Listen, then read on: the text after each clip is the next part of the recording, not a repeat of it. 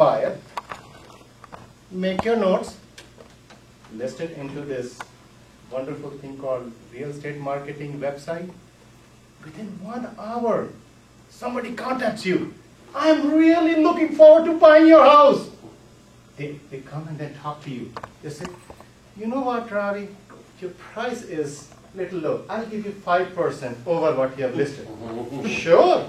And that person decides to even pick up the closing costs, everything. Bingo. You come back to your seller, give him the money.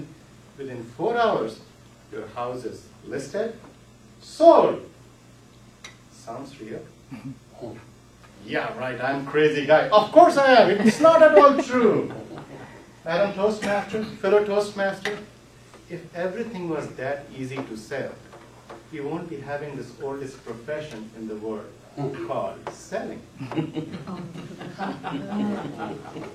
I would like you to think, selling is not just selling a house or a book or a shoe salesman or any kind of salesman. In fact, as a Toastmaster, each one of you is always doing selling. If you are working for a company, if you are an employer, you are actually doing the selling for your employer. And guess what? You are never out of your job. So why fear about it? Let's talk about selling today. And let's talk about few techniques that is employed by salespeople all over the world. What do you take one and pass this around? I'm following a professional speaker manual project on sales selling seminar. So whatever you see on this handout is part of that project. But there is an important aspect. This is not just about that project. It's about you. Imagine when you were, or if you can recall your days when you were a kid, or if you have kids, look at how enthusiastic, happy, and cheerful they are. For them, world is not a problem. If I were James Bond, I would say, for them, world is not enough. But let's not talk about James Bond. What about you? They set their goal that as they are learning to walk, they are going to get up and they'll do their best to start to walk.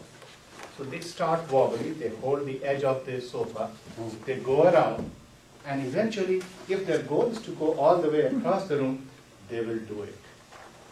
Why? Why doesn't that child give up? The reason is that the child has never been told no. The child does not know there are adversities. When you are in sales, when you are talking to people who want to buy some item, there is the stage. The only difference is that as you grow up, you see all these difficulties.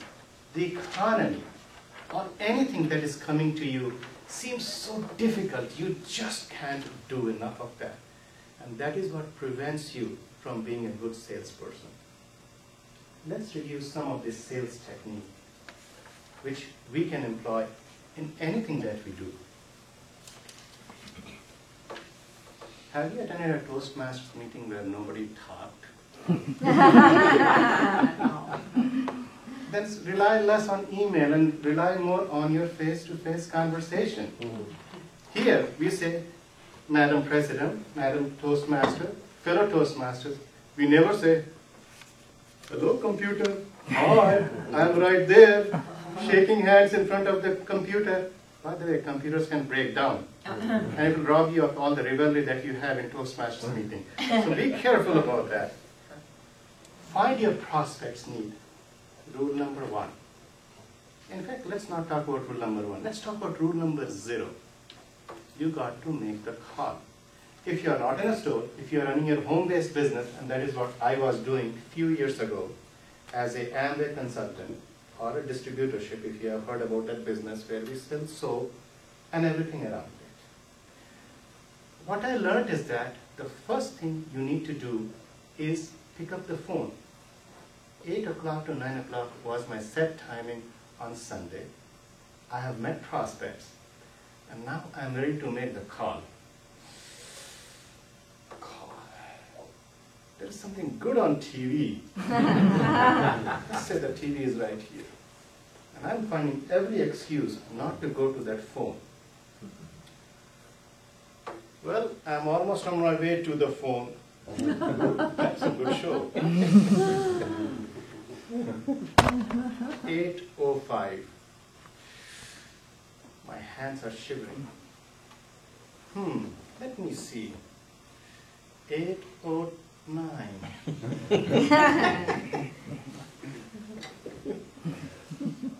Let me take a 5-minute break. I'll get charged. I'm supposed to go 8:15. That show is way too good. I can't get up. Maybe I can't think. Maybe that person who I'm supposed to call is not in the house. They have left for a movie. Maybe I should make a call. Oh, it's too hard. Has it ever happened to you? You have to make the call. You know the solution to it? Stop thinking. Just go pick up the phone and make the call. Well, the same way when you are in the store, or if you are a Toastmaster, VP of membership, or any role, in fact, just a mere Toastmaster, go talk to your prospect. Everything else starts on step 1. When you talk to your prospect, find out what his or her needs are. When you start talking, don't talk about that. Hi, I'm a salesperson. You may have a cosmetic line of products. You may have a vitamins and so many other things to sell. You don't talk about those things. What you talk about is the customer. Find out what the needs are. And let's say if you're not in multi-level marketing, talk about what other things the person came in the store for. Now again, I'm trying to mix internet marketing, multi-level marketing, as well as store marketing. But the goal remains the same. When you talk to a prospect, your goal is to find out what the customer needs. An excellent book I would recommend is this, written somewhere in 1920s or 30s. A lot of it is very good. How I raised myself from failure to success in selling. Once you gain information about the prospect, then you start analyzing. This is what he needs or she needs, and how you have a current solution which will meet this problem. Do you know that you already have learned one good technique about getting the information? It's called listening. In Toastmasters, when I talk, you listen. And when you are talking, one of you, rest of us listens. This is so important in selling that I can't even underscore the importance of this. Never ever interrupt your buyer in saying, I got to do this. And you don't have to say anything more. I know everything you need. What you are trying to do is get information. That is phase 1. And the next step is gain confidence of your prospect. Based on my experience in the phone calls and the people I sponsored, I realized that a lot of people fail in the business because all of a sudden they put a very rosy picture on the problems. In other words, they become very dishonest. If something is not true, do not say it is true. You will become a millionaire the moment you sign up. Hey, the clients are going to come to your website just like that. No, it's not true.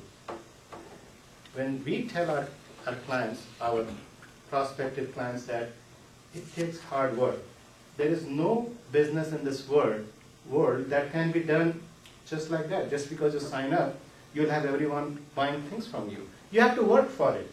In Toastmasters, you have to give 10 speeches to get your CC. You don't tell your prospective client that, sign up, the next day we'll give you a certificate called, you are a competent communicator. No, in order to be competent, you have to communicate effectively. You have to learn the techniques of communication. Gain confidence of your prospect by finding out what the needs are. And this is very closely related to step number 1. The buyer is a stranger. Let's say a person is looking to improve their public speaking skills. When they come to your club, they are in need of something. Your job is to find a person the best club, the best environment, and if your club, I'm sure your club has the best environment, is to present the needs of that person. You get two kind of people. One, they are looking to improve their public skills, speaking skills, and the other to improve their leadership skills. Well, there is a third kind too. They are looking for neither of those first two. Then I don't know what you wanted. No, I'm kidding. What you then provide is a positive ambience, and when the person joins your club, then they start to realize, I need to improve this, or I am good at that, I can be better. If I am better, I can be really the best in the world. There is always a need, and there is always a need all of us have. This is where I would recommend that you build yourself up. When you go to club, the first meeting is always very daunting. How many of you were able to get the meeting, the whole meeting, in your very first time you visited? Oh, there is the Toastmaster, there is the General Evaluator, Speaker 1, Evaluator 1, Speaker 2, Evaluator 2, Timer, grammarian, and the transition that took place. I didn't. I was. What the heck? Are you crazy? You do so many things. At the same time, your prospect is impressed by the fact that this is such a complicated process, and as Toastmasters, we are able to do such a fantastic job of moving from one part to the other. Now that is the information which will help you in gaining confidence of your prospect. That you are presenting what is already there. If your prospective member says or guest says that it's very complicated, if I were you, I will say, yes, it is. But with time, this becomes simple. Never put a sugar coating on something which is a problem. Selling a solution. The drama. Okay, that's not really a drama. When you sell a solution, I would say follow the approach of BRAMA. The first D stands for demonstration. Demonstrate. If a person has come to buy a vacuum cleaner in your store, what you do is you demonstrate how the vacuum cleaner will help the person's lifestyle. Not that the vacuum cleaner has got dual bag and it will really be a nice anniversary gift for his wife. In case you have not heard, please find out something called inthedoghouse.com. It's a very good case. I'll leave it up to that. Yeah. Okay, coming back to vacuum cleaner. What the person has come to the store to do is, let's say if you're in Target and the person asks you, help me find a vacuum cleaner. Actually, the person has not come to really just buy the vacuum cleaner. He or she may have a vacuum cleaner that is broken. The house looks messy. The solution is to make the house look clean and not necessarily to sell the vacuum cleaner. So through question and answer, you find out what kind of vacuum cleaner is the person looking for. Are there dog hairs, something that needs to be picked up? Then you provide that this is the range of vacuum cleaners. The one that will really meet the person's need is this, because it not only is a cleaner which will help picking up the dust, it will make the house look clean. And remember, you didn't sell the vacuum cleaner, you sold the cleanliness part of the house to the person. Recommend. Let's say you are an insurance salesperson. You have gone to this multi-billion-dollar company. The owner says, Mr. Rai, I am 65 years old. I have all my kids grown up. I don't need to buy any more insurance from you. And let's say I'm the insurance agent trying to sell insurance. Why would that person need insurance? He's about to retire. All his kids, his wife are well taken care of. When you start talking about it, and this is the example from this book, what Frank found out that the person had invested a lot in charity. So Frank said, and this guy, let me become Frank, Mr. So-and-so, you have so much of contribution to the society. Imagine tomorrow if you die, all those charities will tank. Wouldn't you like somebody to help you out with, when you are gone, something to do with this charity, they will be able to move forward even after you leave? That is a fear that you have just created, by the way. Now the person sees the need. And then, the next step you can also do, what Frank did was, he even found a doctor's appointment for this person to give him a certificate of clean health. So he found a solution. But what he actually did is, he said, Mr. So-and-so, if I were your brother, I would recommend you take this test, and then you decide whether you want to buy the insurance or not. Arithmetic. The cost of buying sometimes is very high. So the arithmetic tells you is find out how the benefits of buying the product will be.